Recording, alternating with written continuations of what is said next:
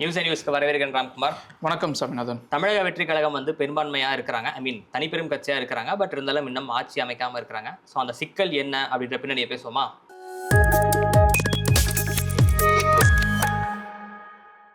So அதான் நேற்றுலேருந்து வந்து நிறையா ஒரே தகவலாக இருக்குது. ஏகப்பட்ட தகவல் வந்தது. விஜய் அவர்கள் போய் ஆளுநர்லாம் சந்திச்சுட்டு வந்தார். ஸோ ஆனால் அதுக்கப்புறமா இன்று காலை வந்து பதவி ஏற்கிறதா ஒரு தகவல் வந்துச்சு. அது இன்னொரு பக்கம் வந்து என்னென்னமோ ரூமர்ஸ்லாம் வந்தது. அதில் வந்து ரொம்ப கவனிக்கத்தக்க ஒரு ரூமர் என்னன்னா, திமுகவும் அதிமுகவும் கூட்டணி அமைத்து ஆட்சி அமைக்க போகிறாங்க அப்படின்ற மாதிரியான சர்க்கார் பட ஸ்கிரிப்டுகள்லாம் எழுதப்பட்டுச்சு. அதாவது தகவல்னு சொல்லக்கூடாது, இதெல்லாம் வதந்தி. அதாவது தேர்தல் இன்னும் முடிவுகள் அறிவிக்கப்பட்டுருச்சு. 4ஆம் தேதி முடிவுகள் அறிவிச்சாங்க. இன்னைக்கு தேதி நம்ம பேசிகிட்டு இருக்கும்போது தேதி 7. கிட்டத்தட்ட 3 நாட்கள் ஆச்சு. இன்னும் முடிவுகள்னா என்ன நடக்க போகுதுன்னு யாருக்கும் ஒன்றும் தெரியல. இதற்கு மத்தியில் வந்து ஏதாவது ஒன்று தேத்தணுமேன்ட்டு கிடைக்கிறதெல்லாம் தூக்கி போட்டு நியூஸு, பிரேக்கிங் நியூஸு அப்படின்னு மாற்றி போட்டுக்கிட்டே இருக்கிறோம். ஸோ இந்த விஷயங்கள் வந்து தகவல் கிடையாது, அதெல்லாம் வதந்தி, பொய்யான செய்தி. எந்த அதிகாரப்பூர்வ அறிவிப்புமே இல்லை.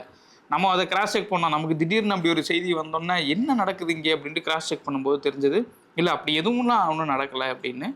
இன்னொரு பக்கம் இதை யாரை கிளப்பி விட்டாங்க அப்படின்னும் கவனிக்க வேண்டியதாக இருக்குது.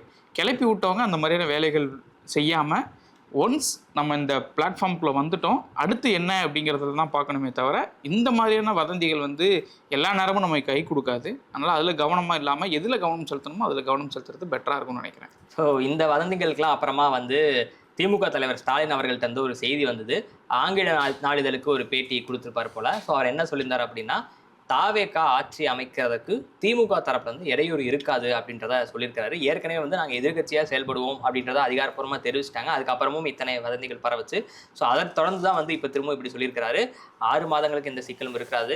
காலை உணவு திட்டத்தை தொடர்ந்து செய்யுங்க. மகளிர் உரிமை தொகை வந்து நாங்கள் 1000 ரூபாய் சொல்லியிருந்தோம், நீங்கள் 2500 ரூபா சொல்லியிருக்கிறீங்க.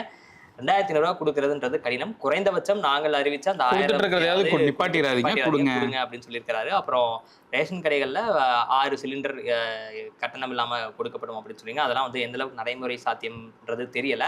கொடுத்தால் மகிழ்ச்சி அப்படின்றதையும் மாற்றியும் பயன்படுத்தி சொல்லியிருக்கிறாரு.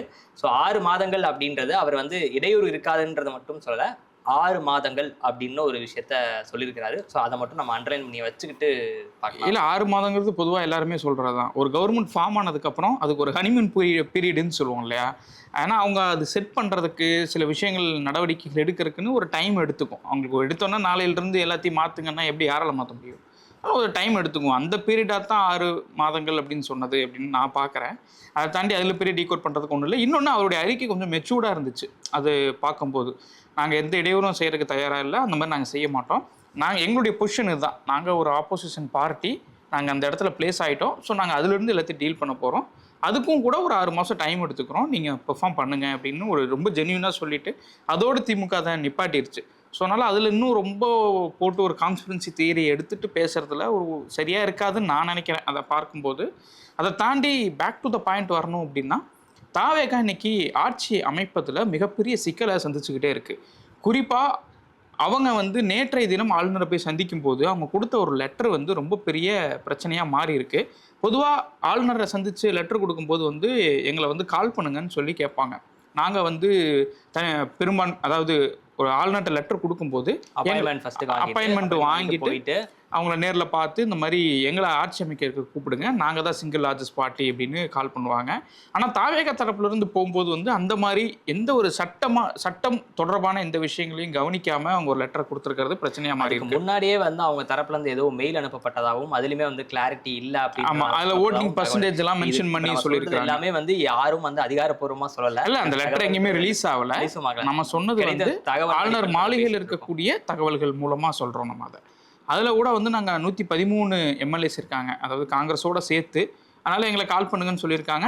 அப்புறம் தான் நம்பர் கேம் உள்ளுக்குள்ளே வருது. அங்கே தான் அந்த சிக்கலே ஆரம்பிக்கும். உங்கள்கிட்ட பெரும்பான்மை இல்லை அப்படின்னு இன்னைக்கு திரும்ப சந்திச்சதுக்கப்புறம் ஆளுநர் மாளிகை தரப்புலேருந்து ஒரு விளக்கமாக ஒரு அறிக்கை ஒன்று வந்திருக்கு. விளக்கம்னா என்ன விஷயங்கிறதா ஷார்ட்டாக ஒரு அறிக்கையாக வந்திருக்கு. உங்கள்கிட்ட பெரும்பான்மை இல்லை அப்படின்னு ஆளுநர் தரப்புலேருந்து சொல்லியிருக்காங்க. விச் மீன்ஸ் என்ன அப்படின்னா, இப்போ கால் பண்ண போகிறது இல்லை. அப்போ நீங்கள் என்ன பண்ணணும்னா பெரும்பான்மையை நீங்கள் வந்து காட்டணும் அப்படிங்கிறதான். இதற்கு காங்கிரஸ் தரப்புல வந்து ரியாக்ஷன்ஸ் வர ஆரம்பிச்சிருக்குது.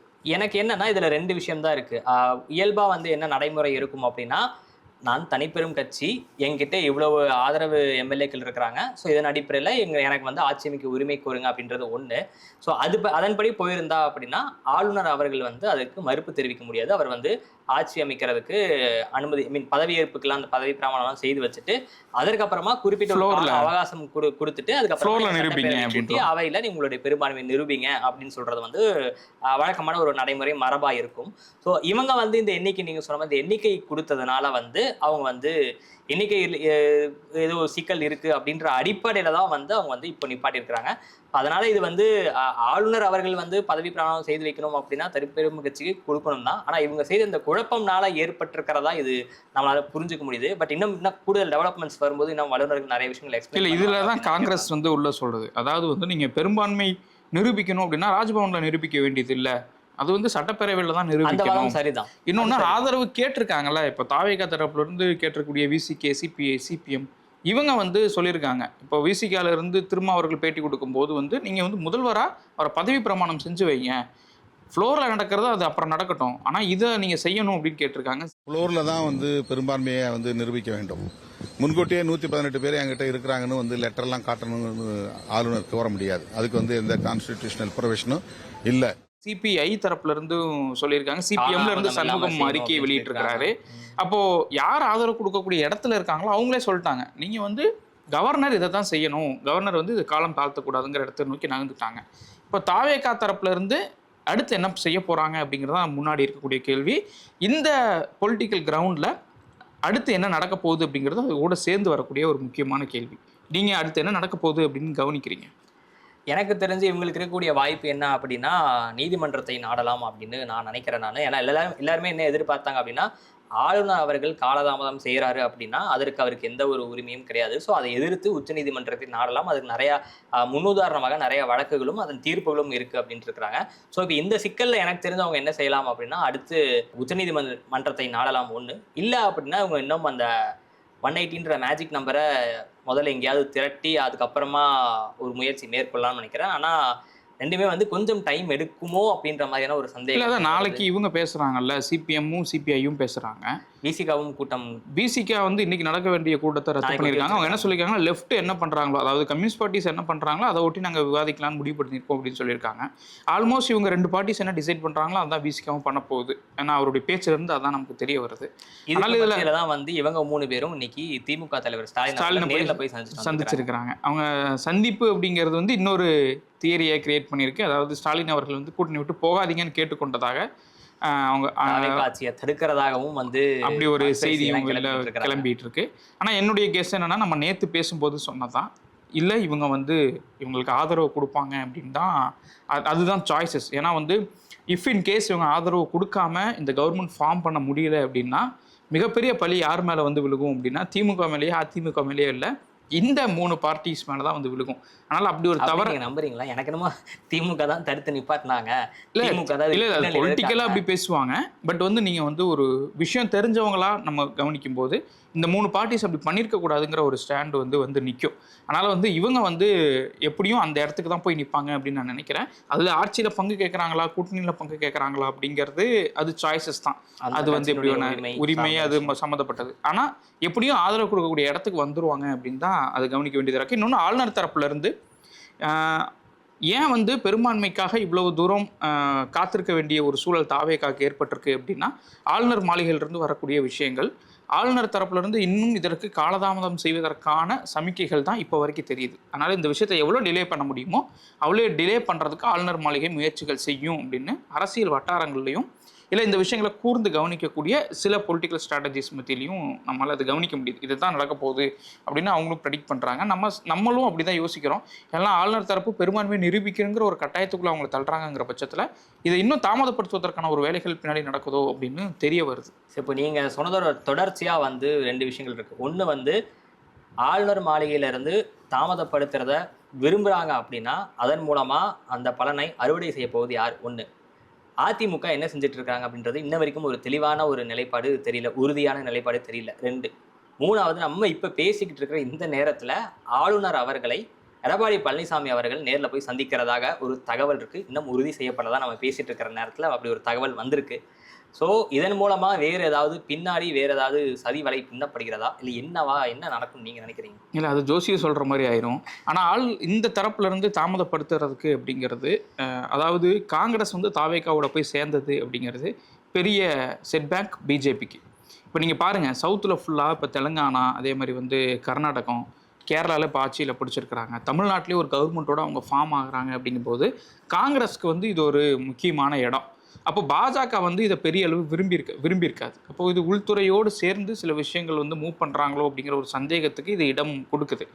அதனால தான் இந்த தாமதம் அப்படிங்கிறது ஏற்படுறதாக கவனிக்கப்படுது. இன்னொன்று, இந்த தாமதத்தால் யாருக்கு பலன் இருக்கும் அப்படின்னா, நேற்று அந்த ஒரு வதந்தி பரவச்சு இல்லையா, திமுகவும் அதிமுகவும் பேசுகிறாங்க, 2 பேரும் சேர்ந்து கவர்மெண்ட் ஃபார்ம் பண்ணுறாங்க அப்படின்னு. அப்படி ஒன்று இஃப் இன் கேஸ் உண்மையாக இருந்து அப்படி ஏதாவது நடந்திருந்தது அப்படின்னா மக்கள் வேற ஒரு கோபத்துக்கு போயிடுவாங்க. அதனால் இந்த 2 கட்சிகளும் அப்படி ஒரு இடத்துக்கு போக மாட்டாங்கன்னு தான் நான் பார்க்குறேன். இப்போ பெரும்பான்மை 2 கட்சிகள் இப்படி போக மாட்டாங்கன்னா, திராவிட முன்னேற்ற கழகம்லேருந்து தெளிவான ஒரு நிலைப்பாடு வந்துருச்சு. அண்ணா திராவிட முன்னேற்ற கழகம் வந்து ஏன் அப்படி ஒரு தெளிவான ஒரு நிலைப்பாடு? இல்லை, நீங்கள் வந்து தாவேகா கிட்ட நீங்கள் மெஜாரிட்டியை ப்ரூவ் பண்ணுங்கன்னு சொல்லியிருக்கீங்க. எதன் அடிப்படையில் அதிமுகவை கூப்பிட்டு நீங்கள் வந்து முதலமைச்சராக பதவி ஏறுங்கன்னு சொல்ல போறீங்க? அதிமுகவை கூப்பிட்டு நாங்கள் முதலமைச்சராக பதவின்னு சொல்றது இல்லவே இல்லை. நான் அதிமுக என்னன்னா, திமுக மாதிரியான ஒரு நிலைப்பாடு இருக்குதுல்ல, அதிமுகவுக்கு என்ன சிக்கல்? இல்ல, தாவேகாவுக்கு உங்களுக்கு வாக்களிச்சிருக்காங்க. இல்ல ஆட்சி அமைங்க, ஏன் சேர்ந்து உங்களுக்கு எந்த சிக்கலும் வராதுங்க. பெரும்பான்மையை நிரூபிக்கிறது உங்களுடைய கடமை, உங்களுடைய உரிமை. அது நீங்க தாவேகாவுக்கு நாங்க சப்போர்ட் பண்ண மாட்டோம்னு அதிமுக தரப்பு வந்து சொல்லிட்டாங்க. ஆனா ஒரு செட் ஆஃப் எம்எல்ஏஸ் என்ன பண்ணிருக்காங்கன்னா பாண்டிச்சேரி போயிருக்காங்க. அது வந்து கட்சிக்குள்ள ஏற்பட்டிருக்கக்கூடிய குழப்பமா தான் நான் பார்க்கிறேன். அவங்களுடைய ஆதரவு கிடைச்சாலுமே கூட அது வந்து நிலைக்காதுன்னு தான் என்னுடைய கணிப்பா இருக்கு. ஏன்னா வந்து 2/3 ஆஃப் எம்எல்ஏஸ் உடைய சப்போர்ட் அப்படிங்கிறது வேணும். அந்த அளவு இன்னும் அந்த கவுண்ட் அங்கே வரல. அதனால் அது ஒரு பெரிய மாற்றத்தை ஏற்படுத்தாதுன்னு நினைக்கிறேன். அதனால் வந்து இந்த சமயத்தில் இந்த தாமதப்படுத்துறது அப்படிங்கிறது இன்னும் நிறைய கான்ஸ்பிரன்சிக்கு வழி கொடுத்துடக்கூடாது.